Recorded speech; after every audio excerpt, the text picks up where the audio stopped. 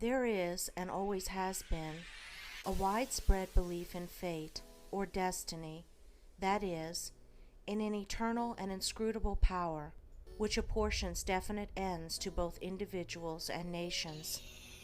This belief has arisen from long observation of the facts of life. Men are conscious that there are certain occurrences which they cannot control, and are powerless to avert. Birth and death, for instance, are inevitable, and many of the incidents of life appear equally inevitable. Men strain every nerve for the attainment of certain ends, and gradually they become conscious of a power which seems to be not of themselves, which frustrates their puny efforts, and laughs, as it were, at their fruitless striving and struggle. As men advance in life, they learn to submit, more or less, to this overruling power which they do not understand, perceiving only its effects in themselves and the world around them, and they call it by various names, such as God, Providence, Fate, Destiny, etc. Men of contemplation, such as poets and philosophers, step aside, as it were, to watch the movements of this mysterious power, as it seems to elevate its favorites on the one hand and strike down its victims on the other, without reference to merit or demerit. The greatest poets, especially the dramatic poets, represent this power in their works, as they have observed it in nature. The Greek and Roman dramatists usually depict their heroes as having foreknowledge of their fate and taking means to escape it, but by so doing, they blindly involve themselves in a series of consequences which bring about the doom they are trying to avert. Shakespeare's characters, on the other hand, are represented, as in nature, with no foreknowledge, except in the form of presentiment, of their particular destiny. Thus, according to the poets, whether the man knows his fate or not, he cannot avert it, and every conscious or unconscious act of his is a step towards it. Omar Khayyam's moving finger is a vivid expression of this idea of fate. The moving finger writes, and having writ, moves on, nor all thy piety nor wit shall lure it back to cancel half a line, nor all thy tears wash out a word of it. Thus men in all nations and times have experienced in their lives the action of this invincible power or law, and in our nation today, this experience has been crystallized in the terse proverb, man proposes, God disposes. But contradictory as it may appear, there is an equally widespread belief in man's responsibility as a free agent.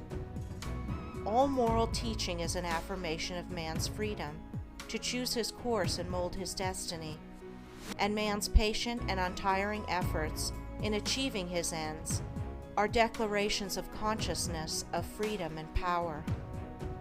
This dual experience of fate on the one hand and freedom on the other has given rise to the interminable controversy between the believers in fatalism and the upholders of free will, a controversy which was recently revived under the term determinism versus free will. Between apparently conflicting extremes, there is always a middle way of balance, justice, or compensation, which, while it includes both extremes, cannot be said to be either one or the other, and brings both into harmony, and this middle way is the point of contact between two extremes. Truth cannot be a partisan, but by its nature is the reconciler of extremes, and so in the matter which we are considering, there is a golden mean which brings fate and free will into close relationship, wherein, indeed, it is seen that these two indisputable facts in human life, for such they are but two aspects of one central law, one unifying and all-embracing principle, namely, the law of causation in its moral aspect. Moral causation necessitates both fate and free will, both individual responsibility and individual predestination. For the law of causes must also be the law of effects, and cause and effect must always be equal. The train of causation, both in matter and mind, must be eternally balanced, therefore eternally just, eternally perfect. Thus every effect may be said to be a thing preordained, but the predetermining power is a cause, and not the fiat of an arbitrary will. Man finds himself involved in the train of causation. His life is made up of causes and effects. It is both a sowing and a reaping.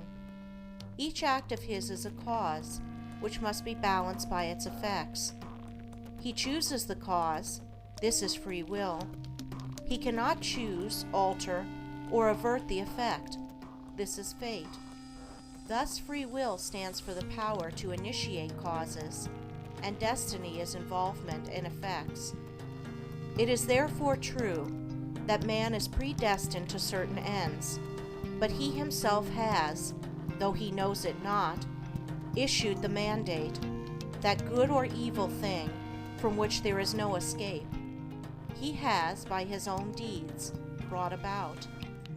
It may here be urged that man is not responsible for his deeds, that these are the effects of his character, and that he is not responsible for the character, good or bad.